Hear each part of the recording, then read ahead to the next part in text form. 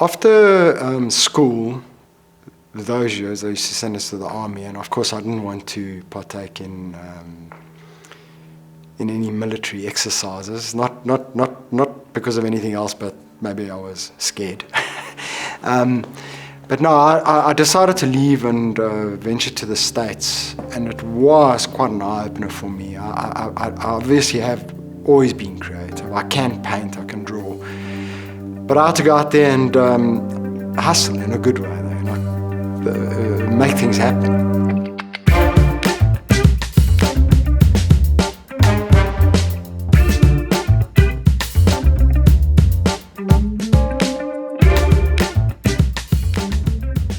Whilst being in the States, I basically did airbrushing on leather jackets, on Harley Davidsons, on guitars, in Hollywood, on Hollywood Boulevard. And that's where I think it sparked my desire to actually work for myself for life. I thought, I'm not going to be able to be encumbered with a job and a boss, and for what I saw was a miserable life if that's the way I'm going to go. I'm too creative for it. And that's where I really got into it. I got into understanding customer service and trying to anticipate customers' needs, because it's quite complicated airbrushing some. Somebody comes up to you in Hollywood Boulevard and they're a tourist and they want a picture of their girlfriend with a Hollywood sign behind it, airbrushed on a leather jacket. They've spent a lot of money on that leather jacket, and now you've got to provide within an hour, because they've got a short space of time, what they see in their minds. And I think I missed it quite a bit in the beginning. I didn't quite achieve what they expected, but I got to it very quickly because of my talent. But I also made money out of it, and which allowed me to survive. And that was my journey in the States. And I think it allowed me to realize that I can explore business by using my talents in a business way. With my journey through businesses, after I went into the restaurant game, it becomes more relevant. But what I enjoyed about the model was it is one of the few, if not the only business, that you have a small stock holding because you've got perishable goods. All you have to do is get the customer to bums on seat, to get seated. You actually selling the product to the customer, you manufacturing the product on order, you distributing it, and it gets consumed and it gets paid for all within the space of under an hour. And that model is perfect, because later on in my life, when I got into other businesses whereby I debtors books and waited for money, and you start realizing how difficult and dangerous business can be with the flow of money. And that's where the cash flow is key in a business, is important. A restaurant, if it is successful, it's got a good position, it's well run, has got the best cash flow, because you get paid for on a daily basis. You get paid, the money's in the bank on a daily basis. You're not running off the debt. I like that model. And I also like the fact that I could understand and build those relationships with my customers personally, and realize that if there's a problem, I could sort it out there and then. I like that about the restaurant game a lot. I think that model, it works. Besides just that I enjoy people and I enjoy being in that environment, and that just filled my own soul with joy, I think it was an evolution. I decided I needed to get into the restaurant game. I decided I need to know the game, so I went and I worked as a manager for quite a while in a steakhouse. And thereafter, I invested I was a partner in a franchise, a long-run franchise, which was part of Steers Holdings those years. That was a dismal failure. It was about 1997, I think 96, I think it was. And I just managed to take all my equipment and stuff, and I opened an Ocean Basket. I'd built a relationship with the guys from Ocean Basket, but I opened, I think it was the 6th Ocean Basket, the first franchise, full franchise. And I worked that for till 2000 when I sold it, and all that shop did was pay off the debt of the long run. So that was not just a journey, but it was this relentless to overcome that failure and to climb out of a debt of 1.5 million rand plus minus at the age of 26, which is over 20 years ago. That in itself was a success for me, So even though you take a 3 or 4 year period of working for absolutely no return, I got out of it, So what I decided to do was to try open a Spur. And I knocked on Spur's door for maybe a year and a half. I must have phoned them 25 times to try get a meeting, to try get a position. I eventually found a position close to where my Ocean Basket was. Used to be off because I'd sold the Ocean Basket. And I finally got a meeting with Spur, and I decided, okay, now I've got to, button down the hatch, and let's focus on where I want to go. I effectively set aside 3 years of my life that I just wanted to focus on working the Spur. Eventually I had 3 Spurs in those 3 years, but following the KPIs of the franchise model and actually learning from it. So I actually stopped being creative in a way. I stopped dreaming in that way. I wanted to actually understand business. And I'll give you an example of where this really resonated with me.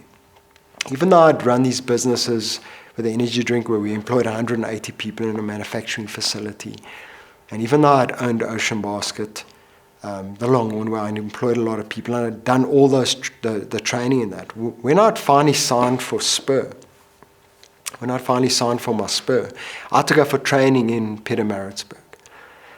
And I went off down to training in Pietermaritzburg, and the first shift that I did was a double shift in the scullery section. And at first I was a little bit apprehensive. I thought, but I've done training, because I know how to run a scullery section. I mean, it's like the easiest thing, but one of the most integral parts of a restaurant. But I went in begrudgingly and did it. And whilst I was doing it, after about 2-3 hours on a very busy day, washing dishes with a dishwasher, and something happened to me. I started to get white space in my mind, because I started saying, well, I don't have to worry about marketing an energy drink now. I don't have to worry about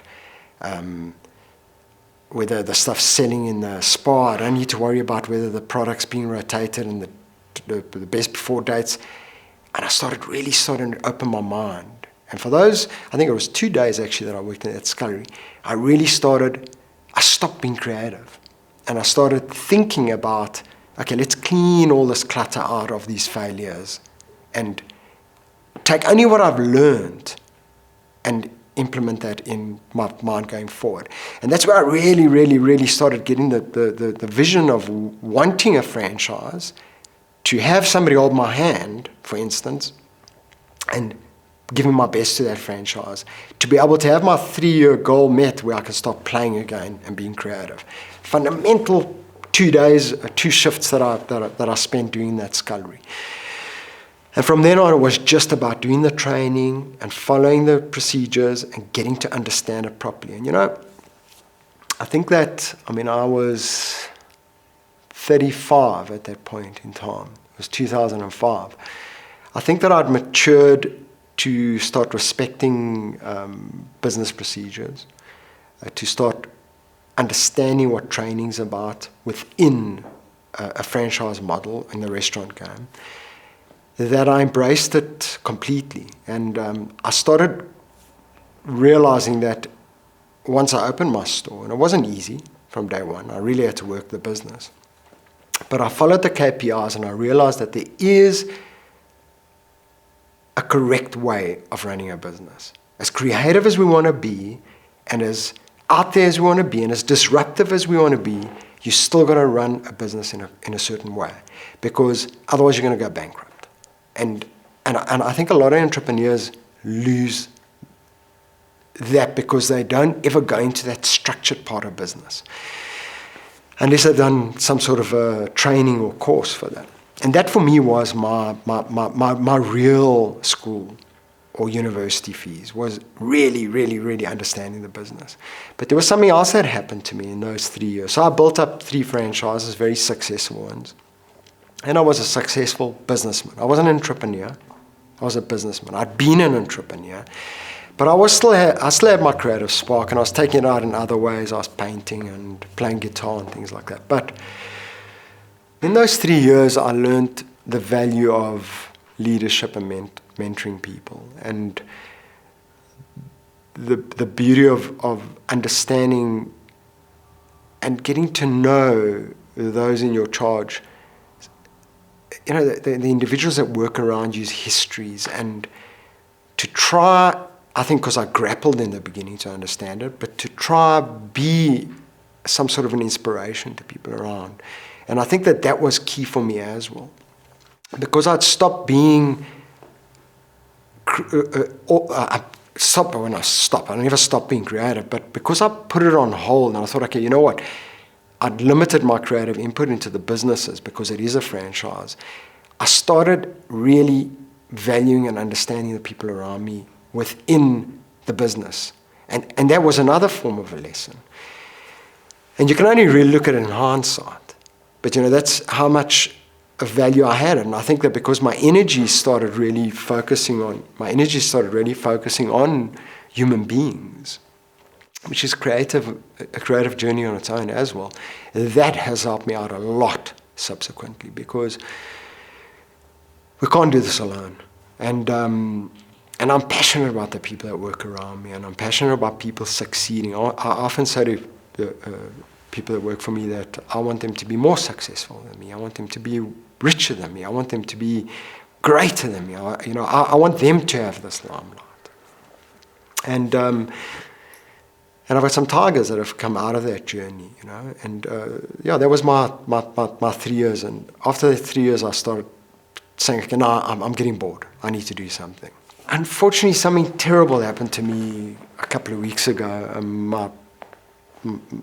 My car was jammed, and they took my laptop bag and things. I was running into a meeting.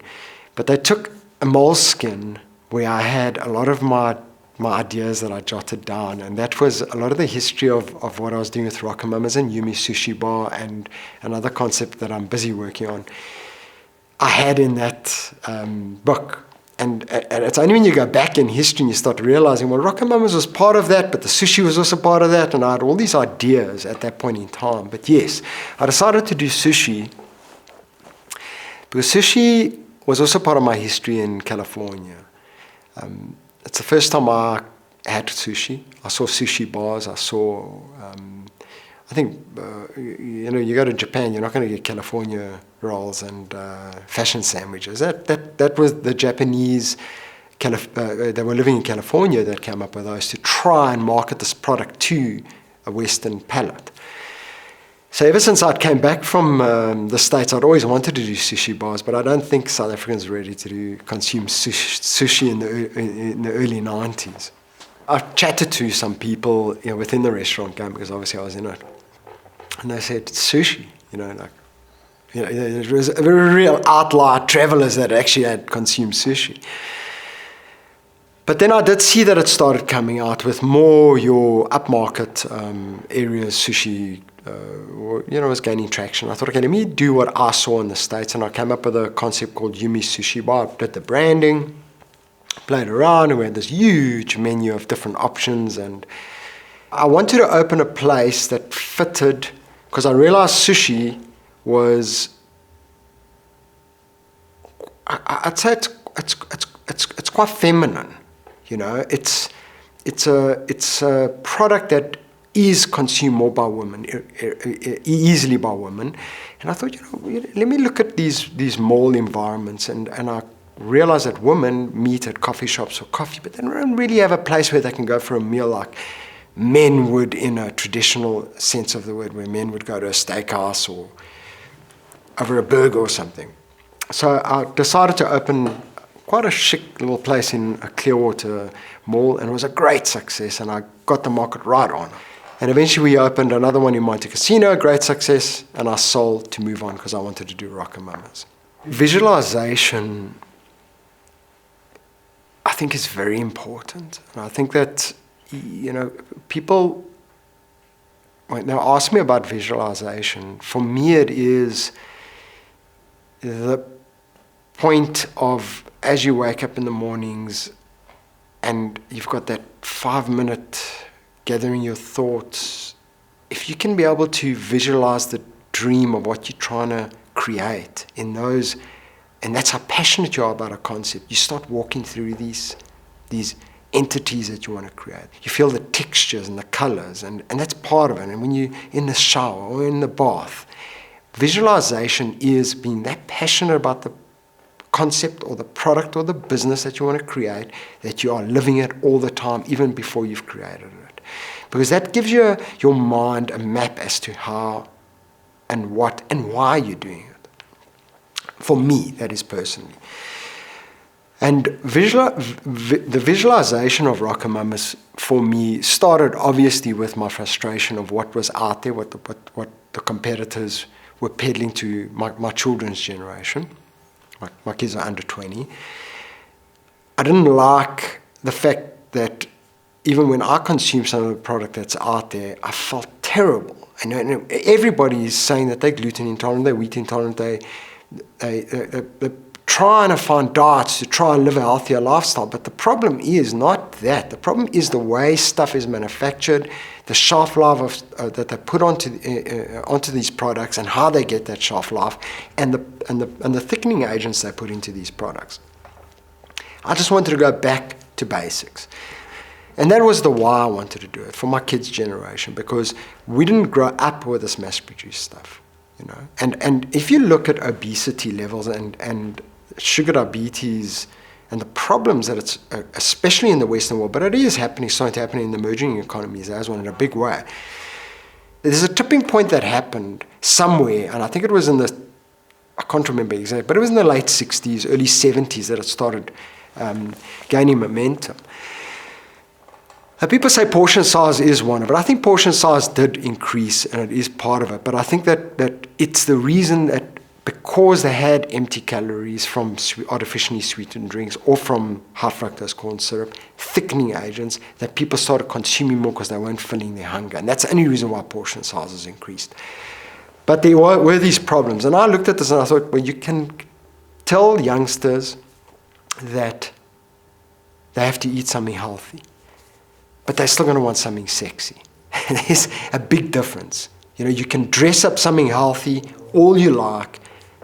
Youngsters still enjoy a good burger. They're going to have it. So I thought I need to make healthy fast food. And that was the why for me. So I visualized the looks of the stores. I visualized the market that I wanted to appeal to.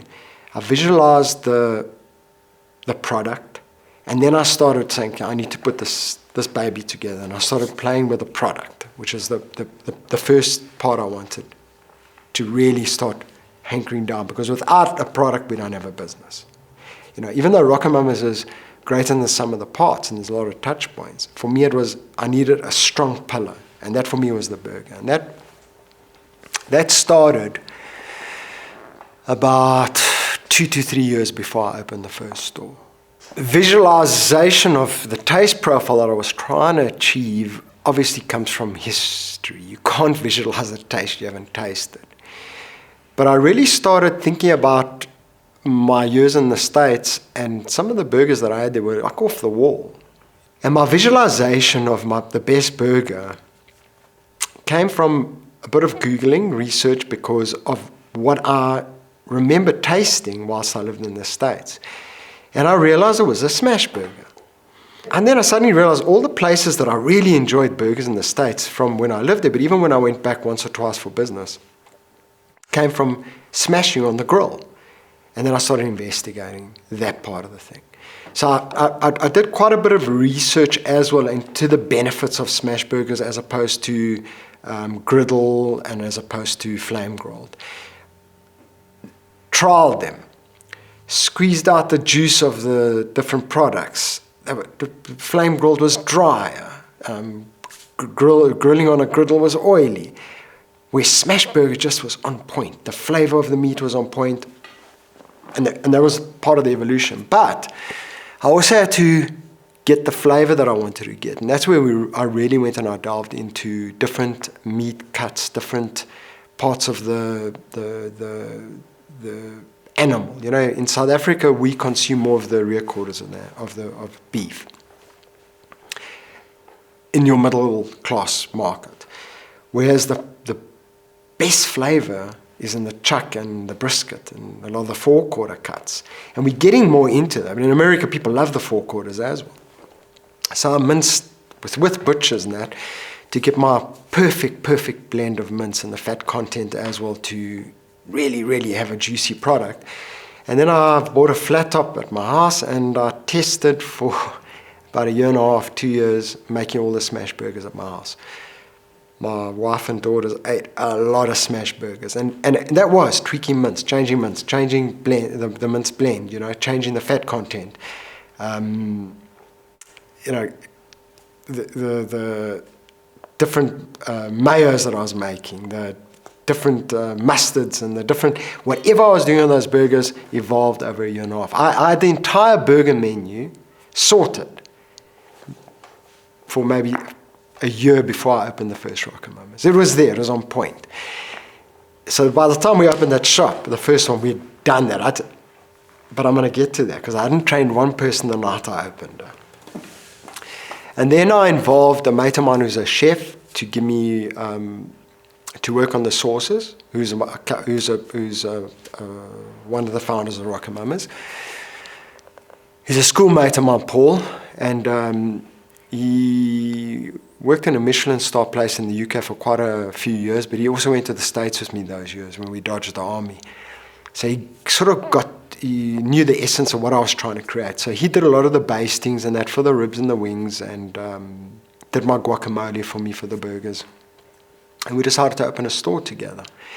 And that was the next thing, driving around looking for sites. What is the target market? Who is your market? Who is your customer? And you've visualized that. And it was the millennial, it was the middle class. I wanted to under-promise and over-deliver. I had my why I was doing it. And I went and I looked at a lot of sites. And this is where a lot of people also get it wrong in retail and industry. If you are targeting, and your target market is bling and middle upper or upper income, by all means, go to the Santons and the Hyde Parks. But you know, I just didn't see Rocomamas fit into Hyde Park. It doesn't work for me. You know, it's too upmarket. That wasn't where I wanted to be. And I drove around to a lot of places. I was offered a lot of different sites, and I eventually settled on a site which was a very B-grade site, because I didn't want to work to make a landlord rich. Everything had failed in the site since the center opened, and I took a risk on it. It was cheap rental. I opened the first one in Randburg, Malabonge, right opposite Mickey D's, once again as a bit of a protest. And but the reason why I opened there is I liked how busy the road was. I liked the middle class environment. It's real middle class. I liked the fact that people were obviously coming to the Mickey D's for food. So you're filling a need. And then also what I like, people say, why do you open close to McDonald's? Is it to get market from them? No.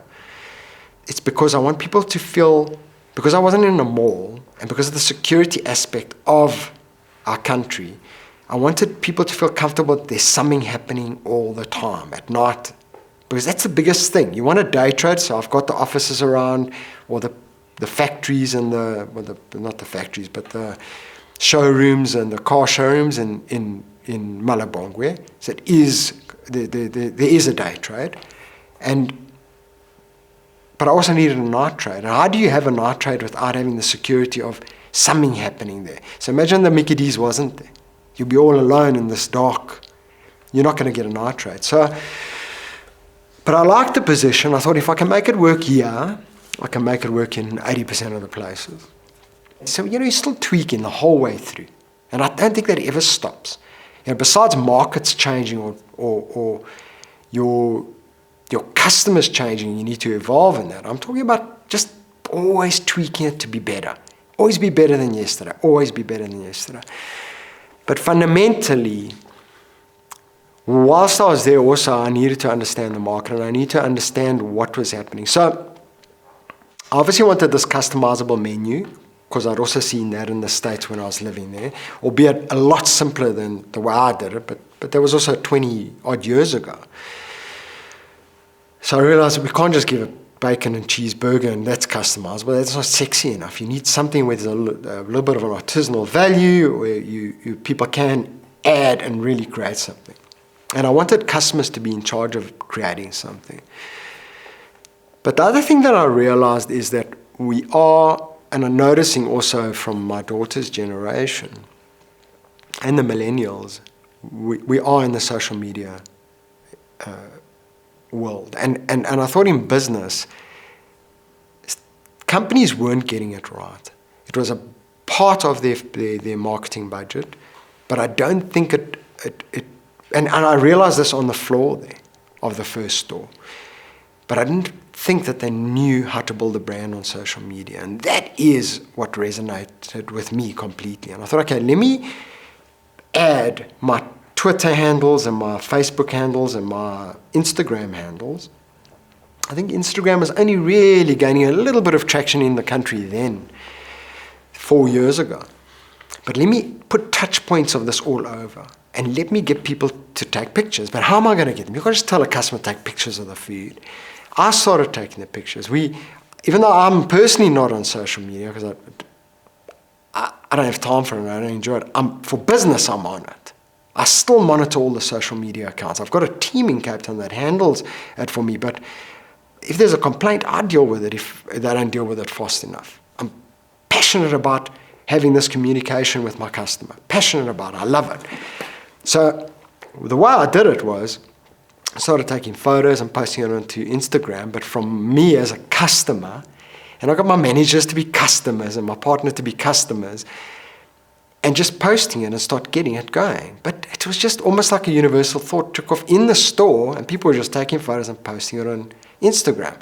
But then I realized with a mistake, the first winter came, the first cold weather, and we put these beautiful infrared lights on that balcony outside, and a nice little burger that looked like it had been prepared in hell came through on picture, and it was the infrared lighting, and the lighting was too dark, and I thought, whoa, I've got to change the whole look of the shop.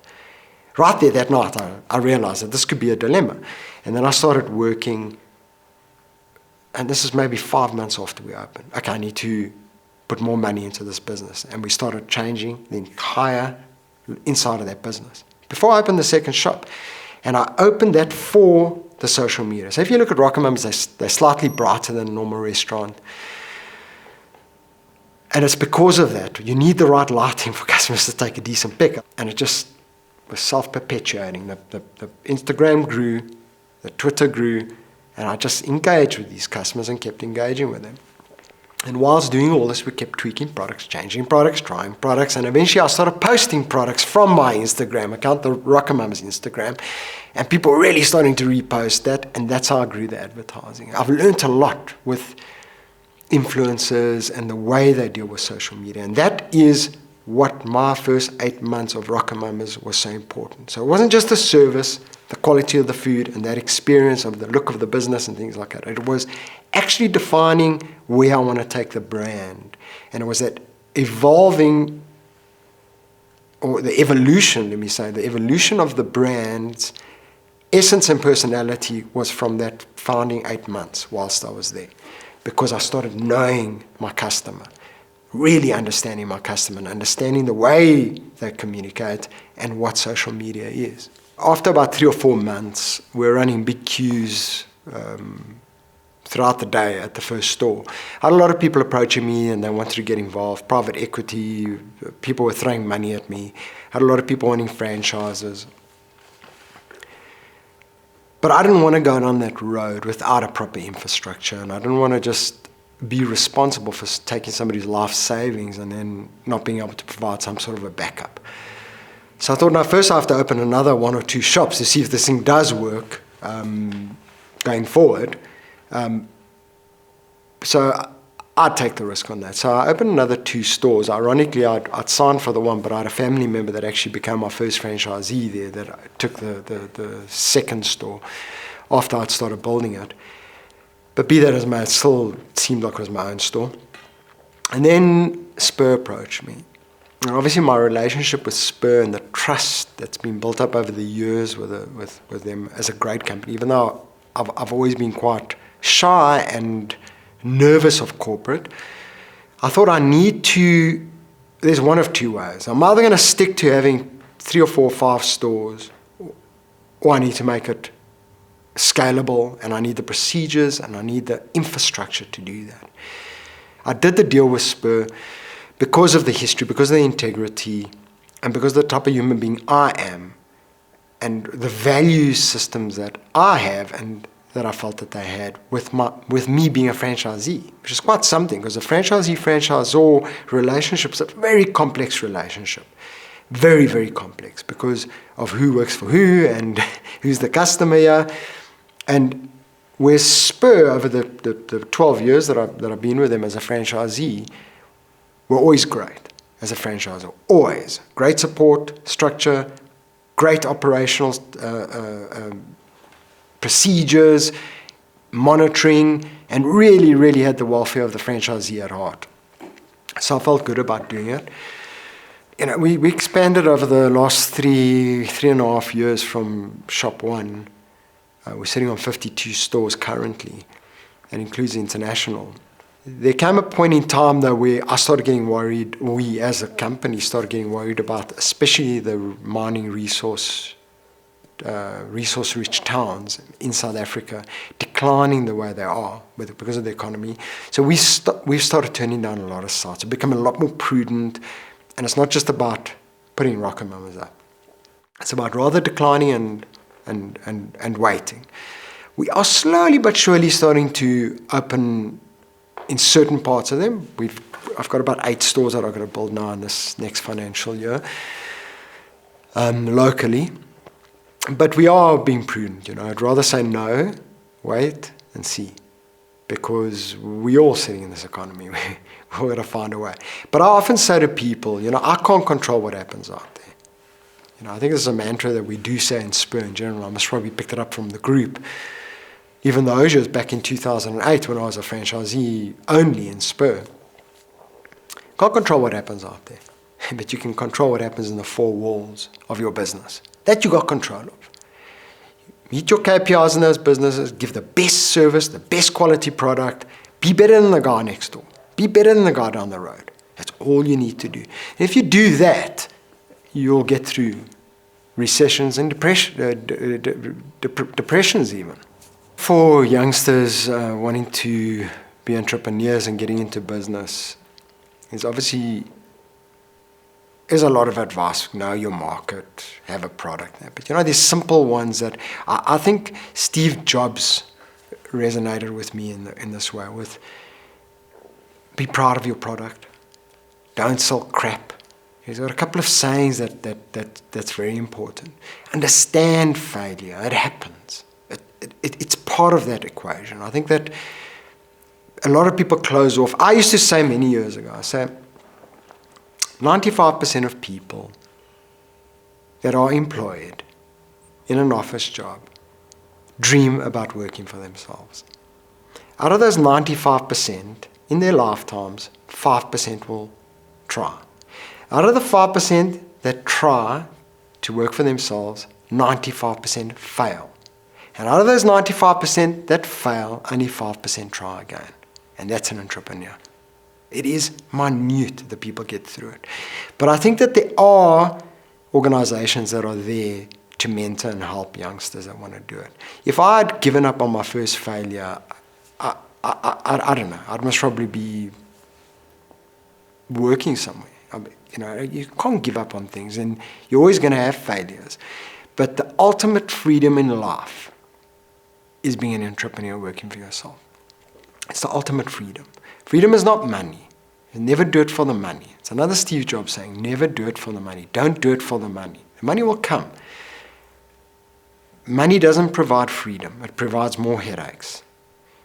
And I think that especially youngsters today, yeah, with this materialistic world that we live in. If you're going into business to make money, you're going to fail.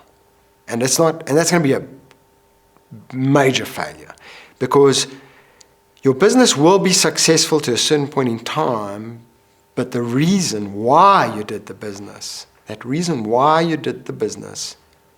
becomes the personality of the business. And then you might as well just be, I don't know, a bank. And you're going to fail. It's a very difficult journey to go, and it's a personal part of as well, because an entrepreneur is a very lonely journey, and it is a personal journey, and it is self-affirmations that you have to say to yourself, get up and go every single morning, never give up, never give up, never give up. You've got to value the people around you that you do as you grow and you build up a team around you. Value them, mentor them, learn from them, be inspired by those below you, because that is part of the journey. And that is what should be more important than money. Because when you have those values and you start appreciating different aspects of being an entrepreneur and a business person, the business becomes more successful. The only part that you've got to fixate on with regards to the money side of business is balancing the books. You're obviously in business to run at a profit. And to balance the books is what you have to do so that your business sustains itself, so that you'll be able to pay your employees and pay yourself. And that's another thing that I've often heard people say, and I've read in an odd book, that always pay yourself first. I disagree with that. You always pay your employees first. You pay yourself last as an entrepreneur. And that is fundamental in every one of my businesses. I've always paid myself last. When people say pay yourself first, I don't get that. It's a load of bull. And that's where it irritates me, because there are going to be bad times in a business. And as a business owner and as the father or mother of that business, it is your responsibility that those below you are the ones that first eat. And that is what a leader does.